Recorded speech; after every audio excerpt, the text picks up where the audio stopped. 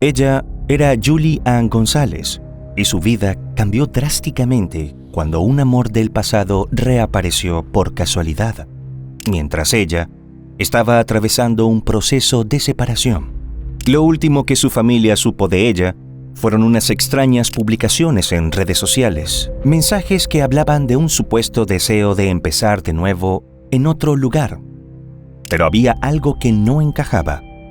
Julie jamás habría abandonado a su pequeña hija, y mucho menos habría ventilado su vida personal en Internet. Quédate hasta el final para conocer todos los detalles de este caso. El caso de Julie Ann González. ¿Cuál es el límite de la maldad humana que lleva a los humanos a cometer los más atroces actos contra su propia especie? ¿Qué pasa en el cerebro de las mentes más malignas? Todas estas interrogantes nos han quitado el sueño por años. Y ahora, analizando y llevando a tu pantalla los más impactantes casos de la historia, queremos encontrar las respuestas.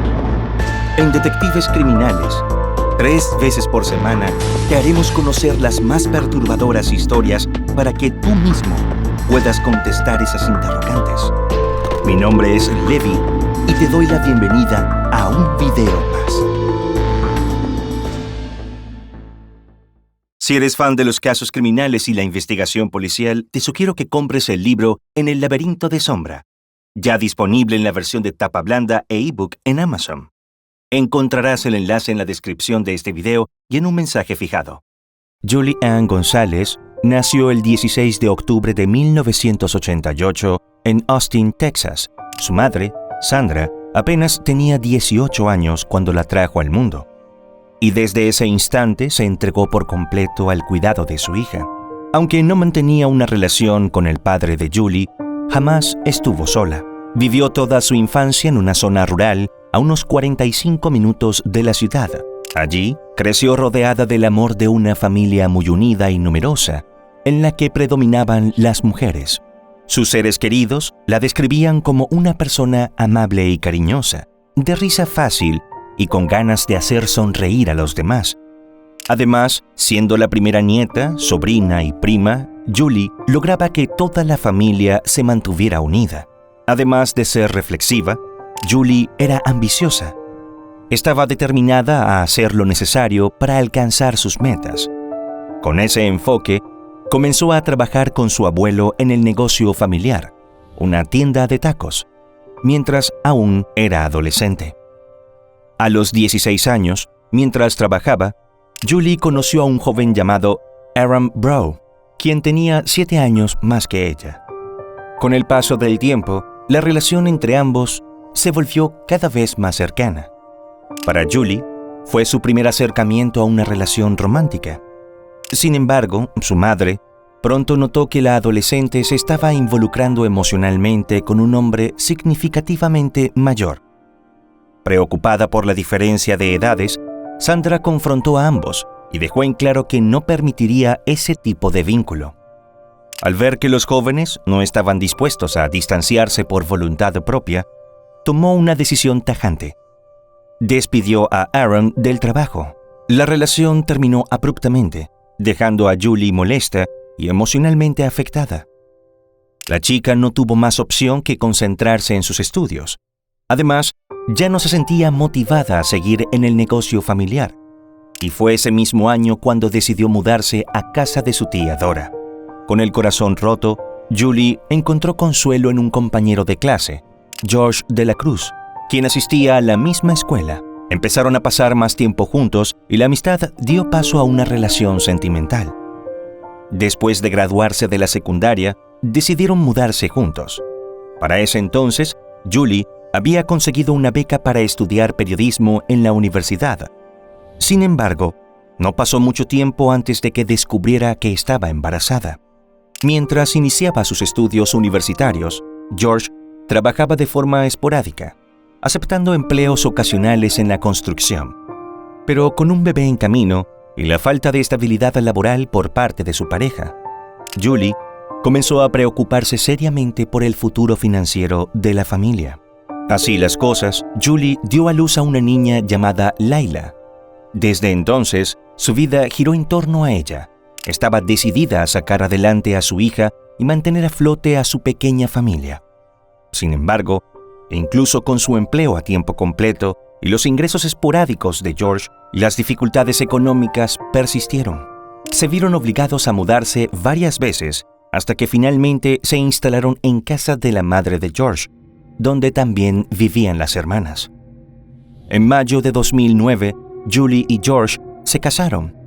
Poco después, ella se matriculó en una escuela de técnico farmacéutico, obtuvo su título y fue ascendida en su lugar de trabajo. Mientras Julie avanzaba profesionalmente, George no lograba mantener un empleo estable. Trabajaba de forma intermitente como guardia de seguridad y obrero de construcción. Según algunos reportes periodísticos, pasaba gran parte del tiempo en casa jugando videojuegos y en ocasiones vaciaba la ya limitada cuenta bancaria familiar para sostener su adicción a los juegos. Con el paso de los meses y el desgaste de la relación, George comenzó a mostrarse cada vez más agresivo y controlador. Culpaba a Julie de todos sus problemas y frustraciones. Ella, por su parte, trataba de hacerle ver que su adicción a los videojuegos estaba afectando su rol como padre, pero sus intentos por comunicarse solo generaban discusiones violentas y distanciamiento. En varias ocasiones, familiares presenciaron incidentes en los que George le gritaba de forma descontrolada o la agarraba con tanta fuerza que le dejaba marcas rojas en la cara y los brazos. Ante esta situación, Julie comenzó a buscar formas de evitarlo. A solo 7 meses de haberse casado, Julie se dio cuenta de que había cometido un error al contraer matrimonio y finalmente decidió marcharse junto a su hija y se mudaron a la casa de su abuelo. Paralelamente, Julie se reencontró con el primer amor de su vida en un supermercado. Felices de verse después de tanto tiempo, conversaron largo rato y decidieron intercambiar sus contactos.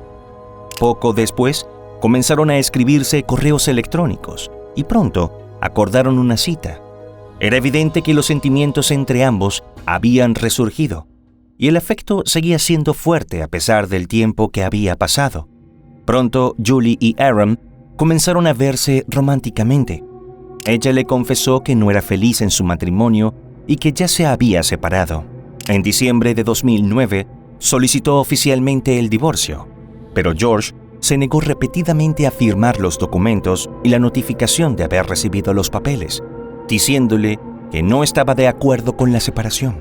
Cada vez que Julie debía intercambiar el cuidado de Layla, la situación se convertía en una pesadilla. George hacía todo lo posible por hacerle la vida imposible.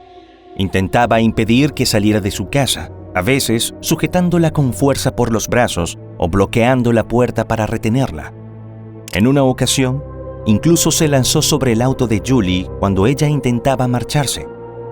Su comportamiento era cada vez más errático e intimidante, lo que llevó a la chica a pedir a sus familiares que la acompañaran cada vez que debía dejar o recoger a su hija. Temiendo por la seguridad de Layla, Julie solicitó al juzgado de familia que las visitas con su padre fueran supervisadas. George, por su parte, aceptó que el régimen se ajustara al horario laboral de Julie, de modo que ella pudiera estar en casa siempre que su hija estuviera con él. A medida que Julie y Aaron pasaban más tiempo juntos, el amor entre ellos floreció con fuerza. Compartían valores similares. Ambos eran ambiciosos, trabajadores y responsables. Aaron, además, tenía metas claras para su vida: un apartamento propio y un empleo estable como electricista. Juntos, comenzaron a soñar con un futuro: vivir bajo el mismo techo, casarse y formar una familia. Sin embargo, sabiendo que el divorcio de Julie aún no estaba finalizado y que George no había aceptado bien la ruptura, decidieron mantener su relación en secreto. También decidió proteger su privacidad en redes sociales. Marcó su perfil como privado para que solo sus personas más cercanas pudieran ver sus publicaciones y eliminó a George de su lista de amigos. Sin embargo, dejó sin borrar a algunos familiares de su expareja, entre ellos Ariel Jaimes, un primo muy cercano a George. A través de él, el hombre aún lograba acceder a lo que Julie compartía en línea sin que ella lo supiera del todo. El jueves 25 de marzo de 2010, Julie pasó la noche en el apartamento de Aaron. Cenaron juntos y vieron algunas películas. A la mañana siguiente, temprano, Aaron se levantó para ir a trabajar y despertó a Julie antes de salir. Ella le pidió que se quedara ese día, ya que no tenía obligaciones, pero él se negó. Si faltaba al trabajo, no le pagarían. Se despidieron con un beso y acordaron verse más tarde esa noche. Después de que Aaron se fue, Julie escribió una carta a mano y la dejó en su cama. En ella, expresaba lo feliz que se sentía en la relación y mencionaba su deseo de casarse y tener hijos con él. Luego, salió del apartamento y fue a recoger a su hija a casa de George. Esa fue la última vez que alguien tuvo noticias de Julie. A partir de ese momento, no respondió llamadas, no contestó mensajes y no se presentó donde debía estar. El viernes 26 de marzo aparecieron publicaciones inquietantes en una de sus redes sociales. Hablaban de irse, de odiar su vida y de querer escapar.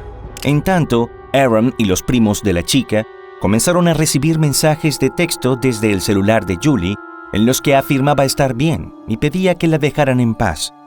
Unas horas después, apareció una nueva publicación en la cuenta de Julie. En ella, expresaba que estaba muy feliz de irse. Sin embargo, como en los mensajes anteriores, el texto carecía de puntuación y el uso inusual de emojis no coincidía con el estilo habitual de ella. Para quienes la conocían bien, esos mensajes no tenían ningún sentido. La aparición repentina de los mensajes encendió las primeras alarmas. Familiares y amigos comenzaron a llamar insistentemente a su celular, pero Julie no contestaba ni devolvía las llamadas. La preocupación crecía con cada minuto. Al regresar del trabajo, Aaron encontró la carta escrita a mano que Julie le había dejado esa mañana. El contenido era afectuoso y sin ninguna señal de malestar o intención de marcharse. La incongruencia entre la carta y las recientes publicaciones en redes sociales lo inquietó aún más. Esa misma noche, Aaron se reunió con la familia de Julie en la casa de una de sus tías. Allí compartieron su creciente preocupación por su paradero. Sabían que la chica era una madre protectora, dedicada a su hija, y que no era común en ella alejarse de sus seres queridos sin previo aviso. Convencida de que algo no estaba bien, su tía Dora tomó el teléfono y llamó al número de emergencias para denunciar oficialmente la desaparición. Un agente del departamento de policía se presentó en el domicilio tras el reporte y la familia de Julie relató lo ocurrido. Sin embargo, al no existir evidencia inmediata de un peligro concreto o signos visibles de violencia, les informaron que por el momento no se tomaría ninguna acción. En tanto, la tía Dora descubrió el automóvil de Julie estacionado en el lugar de trabajo de la mujer. El vehículo estaba cerrado, aparentemente intacto. Sin embargo, no había rastro de Julie por ninguna parte. Aquella era la prueba de que la chica no se había ido por su propia voluntad.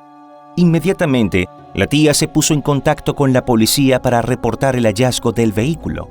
También avisó a otros seres queridos, quienes acudieron rápidamente al estacionamiento. Una vez reunidos con un detective de la policía, Aaron le mostró la carta de amor escrita por Julie la mañana en que desapareció. Le explicó que mantenían una relación sólida y afectuosa y que el contenido sincero y emotivo de la carta contrastaba por completo con las publicaciones en redes sociales y los mensajes de texto que afirmaban que quería desaparecer. Además, informaron a la policía que era altamente inusual que Julie dejara a su hija sola con George, considerando especialmente que, semanas atrás, él había intentado quitarse la vida. Finalmente, se decidió dar seguimiento al reporte de persona desaparecida. Las autoridades fueron a la casa de George con la intención de obtener información sobre el paradero de Julie. Cuando George abrió la puerta, le contó al detective que la mujer había pasado por su casa la mañana del viernes para recoger a Layla. Sin embargo, aseguró que se comportaba de manera extraña, parecía deprimida y, según él, daba la impresión de estar fuera de sí, como si estuviera bajo los efectos de alguna droga. George Le comentó que Julie le había pedido que cuidara a su hija durante el fin de semana, ya que tenía algunos asuntos que atender. Él accedió sin hacer preguntas, asegurando que no vio motivos para desconfiar. Con su consentimiento, el detective ingresó a la casa para comprobar que Julie no se encontraba allí. Luego, se dirigieron juntos al patio trasero, donde había una casita de juegos y un cobertizo. Fue dentro de este último, donde el oficial notó algo fuera de lo común. El suelo de madera contrachapada tenía un gran corte cuadrado y alrededor había acerrín fresco. Cuando pisó sobre la sección cortada, se fijó que estaba suelta, casi a punto de ceder bajo su peso. Al levantar la madera, encontró una zanja vacía de forma rectangular de aproximadamente 1,5 metros de largo, 60 centímetros de ancho y 45 centímetros de profundidad. Sin embargo, George explicó que el agujero había sido cavado por un tema de plomería. Cabe destacar que no solo George fue la última persona que la vio con vida, sino que el lunes 29 de marzo, 3 días después de la desaparición, finalmente firmó los documentos de divorcio y los presentó en la oficina del secretario de distrito del juzgado del centro. A pesar de la noticia decepcionante de la policía, los amigos y familiares de Julie no se dieron por vencidos y se volcaron de lleno en la búsqueda, trabajando incansablemente para visibilizar la desaparición de la joven. Sin embargo, tras una investigación exhaustiva, todas las posibles pistas terminaron en callejones sin salida. Cada rastro se desvanecía, cada testimonio resultaba inconcluso o contradictorio. Julie seguía desaparecida, como si se la hubiera tragado la tierra. La familia no escatimó esfuerzos para mantener viva su búsqueda. Organizaron eventos para recaudar fondos, realizaron vigilias e invitaron a los medios locales a cubrir cada una de sus acciones. Algunos familiares incluso viajaron a California para aparecer en un reconocido programa televisivo con la esperanza de que una mayor visibilidad ayudara a obtener respuestas. George también fue invitado al mismo programa. Frente a las cámaras, accedió a someterse a una prueba de polígrafo. El resultado fue contundente. La prueba indicó que mentía. George se mostró visiblemente conmocionado, y aunque insistió en que no tenía nada que ver con la desaparición de Julie, su reacción generó preocupación. Angustiado por el comportamiento errático y emocional de George durante la entrevista, el conductor del programa le ofreció ponerlo en contacto con un profesional de la salud mental una vez que regresara a su casa. George aceptó la propuesta y apenas volvió a su ciudad natal, se internó voluntariamente en el hospital para someterse a una evaluación de salud mental. Permaneció allí en observación durante algunos días, mientras las autoridades y la familia de Julie seguían esperando respuestas. Mientras George seguía internado en el centro de salud mental, los investigadores obtuvieron una orden de registro que les otorgaba acceso total a su propiedad, incluido el cuarto de George, lo que les permitió avanzar sin restricciones en la búsqueda de cualquier evidencia relacionada con la desaparición de Julie. Aunque la policía no encontró rastros de sangre en el lugar, sí descubrieron varios elementos sospechosos que despertaron aún más alarma. Entre los hallazgos se encontraban diferentes tipos de municiones, guantes de látex, un cuchillo, restos de ropa quemada dentro de un pozo en el patio trasero, productos de limpieza, herramientas de excavación situadas cerca de la inquietante zanja y una gran pila de tierra oculta detrás del cobertizo de almacenamiento, cubierta con un colchón y otros artículos domésticos sin utilizar. También recogieron varios dispositivos electrónicos, incluidas computadoras, la consola de juegos de George, recibos recientes de tiendas y una fotografía rota de Julie que había sido reparada con cinta adhesiva. Dentro de la vivienda, los agentes también incautaron varios objetos que, más adelante, la investigación reveló que habían sido adquiridos con la tarjeta de débito de Julie el mismo día de su desaparición. Entre ellos, había productos de baño para bebés, una película infantil en DVD y videojuegos. La compra de la película infantil fue realizada 12 días después de que se la viera a la chica por última vez. Sin embargo, las cámaras de seguridad del establecimiento revelaron que la transacción fue hecha por una mujer que nunca pudo ser identificada, pero que claramente no era Julie. Además, los detectives analizaron los registros bancarios de Julie y descubrieron que su tarjeta de débito se utilizó para realizar varias compras que se procesaron como transacciones de crédito en lugar de débito.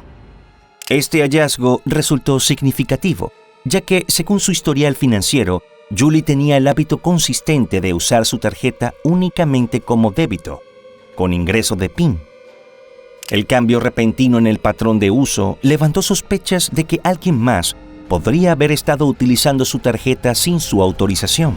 Los detectives acudieron a las tiendas donde se había realizado las transacciones y revisaron las grabaciones de las cámaras de seguridad con la esperanza de ver a Julie realizando las compras. Sin embargo, en el video de vigilancia se observaba claramente a George empujando un carrito de supermercado con una bolsa en la mano y la niña sentada dentro. Julie no aparecía por ningún lado. Las marcas de tiempo en los videos coincidían, con diferencia de apenas unos minutos, con las transacciones hechas con la tarjeta de débito de la joven. Para el momento en que descubrieron estos videos, George ya no colaboraba con la investigación y había contratado a un abogado. Para rastrear el movimiento del celular de Julie, los detectives solicitaron la ayuda de un experto en telefonía móvil. A través del análisis de las torres de señal, se descubrió que el 26 de marzo, día de su desaparición, y hasta el 27, su teléfono permaneció cerca de la casa de George durante largos periodos. Durante ese tiempo, se registraron más de 100 mensajes de texto y más de 20 conexiones de datos, un comportamiento inusual comparado con la actividad previa del dispositivo. Normalmente, el celular de Julie salía de la casa de George a los pocos minutos de llegar. El especialista también descubrió que el 26 de marzo, el teléfono de Julie estuvo cerca de las tiendas donde se usó su tarjeta bancaria y donde George fue captado por las cámaras de vigilancia. Más tarde esa misma noche, el celular se localizó cerca de la tienda donde George compró equipos de videojuegos. Todas las llamadas entrantes al teléfono de Julie durante la mañana del 26 de marzo no fueron contestadas o se desviaron directamente al buzón de voz. Después del 27 de marzo, no hubo más actividad en el dispositivo. Además, se confirmó que la señal del celular nunca salió del área de Austin ni viajó a Colorado. De hecho, no existía ningún registro de llamadas entrantes o salientes hacia o desde el estado de Colorado. Ese mismo especialista también analizó los registros de la consola de videojuegos de George. De acuerdo con estos datos, el muchacho solía jugar diariamente durante largos periodos de tiempo. Sin embargo, para sorpresa de los detectives, su actividad en la consola disminuyó notablemente en los días posteriores a la desaparición de Julie, un cambio que resultó llamativo considerando sus hábitos previos. Los detectives también descubrieron que las cuentas de redes sociales de George y Julie fueron accedidas con tan solo 7 minutos de diferencia desde la misma dirección IP correspondiente a la dirección del novio de una de las hermanas de George, la noche del 27 de marzo.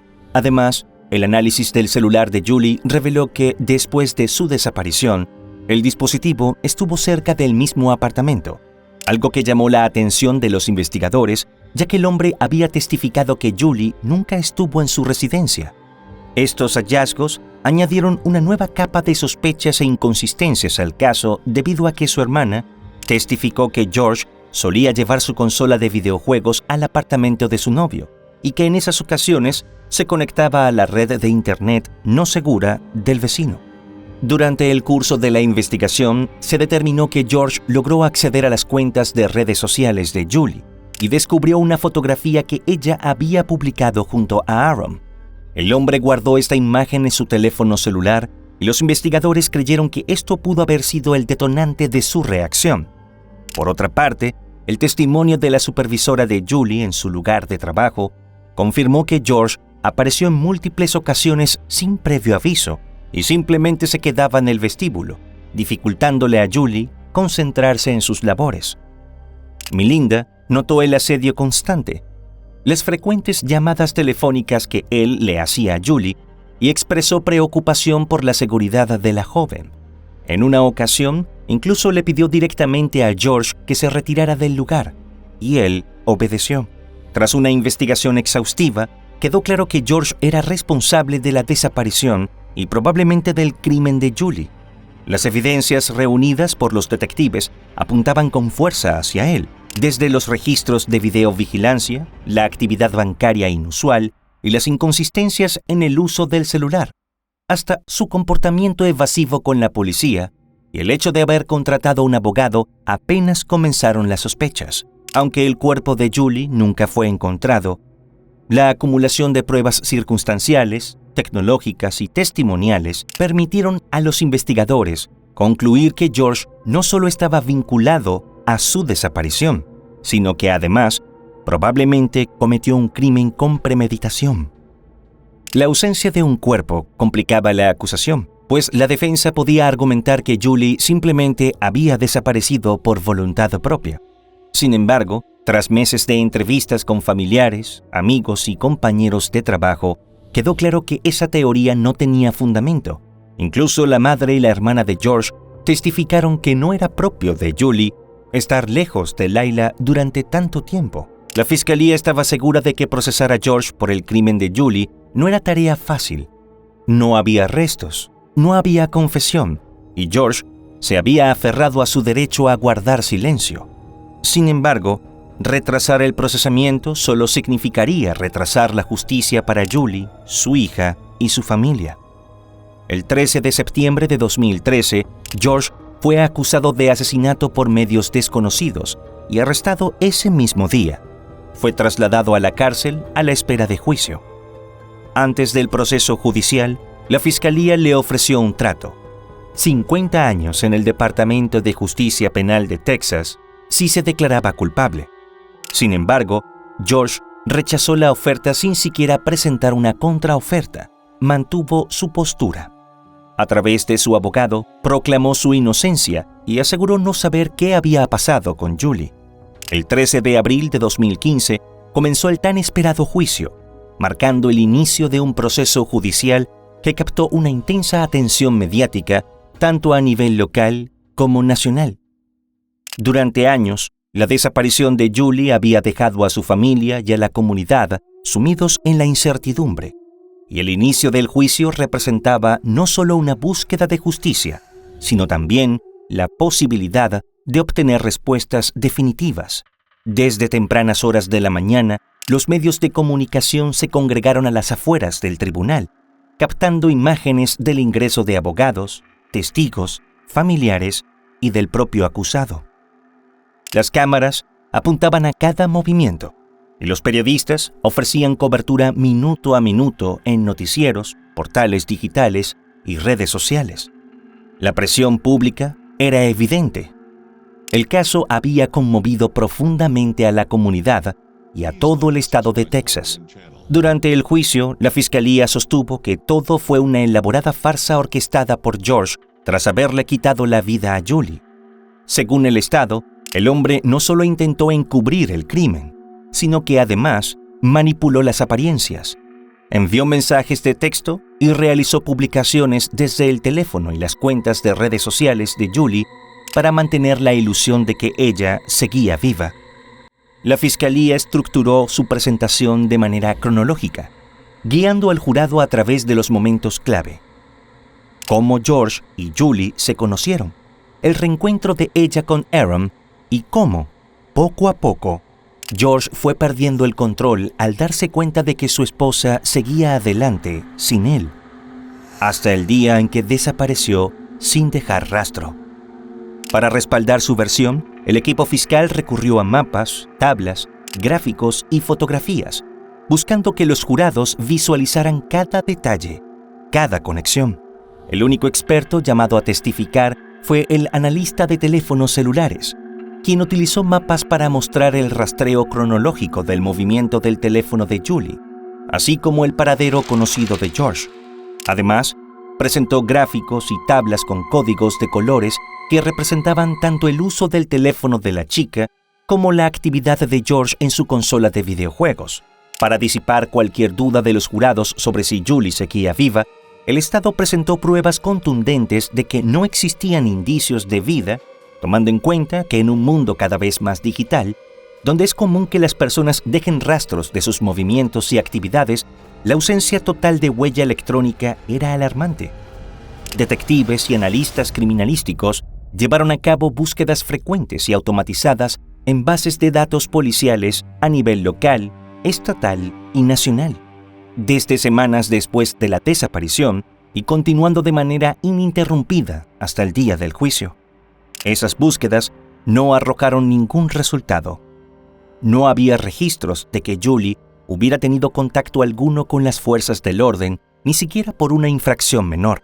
Además, a través de un agente de inteligencia que se puso en contacto con el Departamento de Estado, se confirmó que Julie no tenía visa ni pasaporte vigentes y que no existían registros de que hubiera salido de Estados Unidos por ningún medio, ni por tierra, ni por aire, ni por mar. Como parte del esfuerzo por localizarla, también se solicitó a los 50 estados, así como a Puerto Rico y las Islas Vírgenes, que realizaron una búsqueda de reconocimiento facial utilizando la fotografía de la licencia de conducir de Julie. Esta imagen fue comparada con otras identificaciones emitidas por el gobierno a nivel nacional. El resultado fue claro: no se encontraron coincidencias faciales. Un testigo clave para la fiscalía fue un ex compañero de celda, quien subió al estrado para relatar que George se había estado desahogando, explicándole que él y su esposa, de quien estaba separado, discutieron fuertemente por otro hombre en quien ella estaba interesada románticamente. De acuerdo con el compañero, George le contó que la discusión se tornó violenta y que durante el forcejeo Julie cayó, se golpeó la cabeza y quedó sangrando e inconsciente. George, sin embargo, minimizó la gravedad del incidente al relatarlo. También admitió ante su compañero haber utilizado el celular de su esposa el mismo día en que desapareció, haciéndose pasar por ella. Esta revelación encajaba con la teoría de la fiscalía de que el hombre había intentado ganar tiempo antes de que alguien notara su ausencia. Durante el juicio, el detective de la policía, a cargo de la investigación, ofreció un testimonio que puso en evidencia varias fallas en la recolección de pruebas y preservación de la escena. Admitió ante el jurado que, pese a haber notado pequeños arañazos en la nariz de George, los agentes no los fotografiaron. Tampoco se tomaron imágenes ni se incautó el auto de Julie cuando fue encontrado abandonado en un estacionamiento, lo que impidió cualquier análisis forense potencial. Además, la policía no documentó fotográficamente ni recolectó evidencia de la casa de George, a pesar de que el detective declaró haber visto algo inusual: el agujero cubierto por una tabla de madera contrachapada que aún tenía aserrín encima. La tierra parecía removida recientemente. La voz de George llenó la sala del tribunal cuando los fiscales reprodujeron para el jurado una llamada al número de emergencias, capturada el día después de que Julie desapareciera.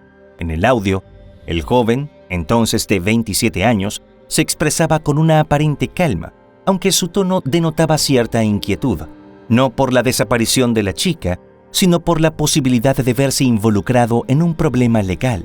Durante la llamada, explicó a la operadora que Julie había pasado por su casa para dejar a su hija y que no sabía nada más de ella desde entonces, y le contó que su expareja había publicado un blog diciendo que se fue con su novio. Luego, como una suerte de defensa anticipada, contó que le dijo directamente que él se encargaría de Layla, pero que no quería problemas con la policía. Según su versión, Julie había estado acosándolo y no quería que eso lo afectara más adelante. La fiscalía intentó demostrar que esa llamada no era solo una declaración de hechos, era una construcción, otra pieza más en el rompecabezas de engaños que George habría tejido desde el inicio. La fiscalía subió al estrado a la hermana de Julie para dejar claro que la chica no había sido llevada a la fuerza por un desconocido, sino por una persona que sabía detalles de su vida y forma de hablar. Ella declaró que inicialmente creyó que los mensajes de texto y publicaciones en redes sociales provenían realmente de Julie por cuanto usó el apodo SP, una abreviación íntima y personal que solo su hermana usaba para referirse a ella. Era algo muy de hermanas, que nadie más usaba. También señaló que aquellos primeros mensajes hablaban con familiaridad, daban detalles superficiales sobre un supuesto viaje, e incluso intentaban tranquilizarla diciendo que todo estaba bien. pero luego algo en el tono comenzó a parecerle extraño. Las respuestas se volvieron más impersonales, carentes del calor característico de su hermana. Empezó a sentir que no era ella, como si alguien más estuviera escribiendo, tratando de sonar como Julie. La fiscalía también citó al estrado a dos figuras fundamentales en la vida de Julie, su madre y su tía. Ambas mujeres ofrecieron conmovedores testimonios que reflejaban la profunda grieta emocional que su desaparición dejó en la familia. Por su parte, la defensa de George adoptó una estrategia centrada en la ausencia de pruebas físicas concluyentes y en las inconsistencias del caso presentado por la fiscalía. Los abogados argumentaron que los fiscales no habían demostrado de manera irrefutable que Julie estuviera sin vida, subrayando que su cuerpo nunca fue encontrado. Señalaron que la evidencia circunstancial presentada no era suficiente para una condena por asesinato y que existían demasiadas preguntas sin respuesta en la narrativa del Estado. En particular, cuestionaron la interpretación de la Fiscalía sobre la actividad en las redes sociales y el teléfono de Julie después de su desaparición. Además, desafiaron la credibilidad de algunos testigos y destacaron la falta de pruebas forenses que vincularan directamente a su cliente con un crimen. La defensa argumentó que George no tenía antecedentes penales significativos, por lo que intentaron humanizarlo ante el jurado y presentar un retrato más compasivo de él. Para ello, su madre fue llamada a testificar. La mujer afirmó que George nunca había sido condenado por un delito grave y que siempre había sido un buen hijo y hermano. Con voz temblorosa pero firme, les dijo a los miembros del jurado que George creció en un hogar con ambos padres presentes, donde nunca fue víctima de abuso físico ni sexual. Aseguró que su hijo terminó la escuela secundaria y que cuando tenía trabajo no dudaba en ayudar a la familia con los gastos. Pese a todos los intentos de la defensa, el jueves 23 de abril, después de más de 6 horas de deliberación, el jurado regresó con un veredicto contundente. George fue declarado culpable de asesinato, un delito grave de primer grado, y condenado a cadena perpetua con posibilidad de libertad condicional.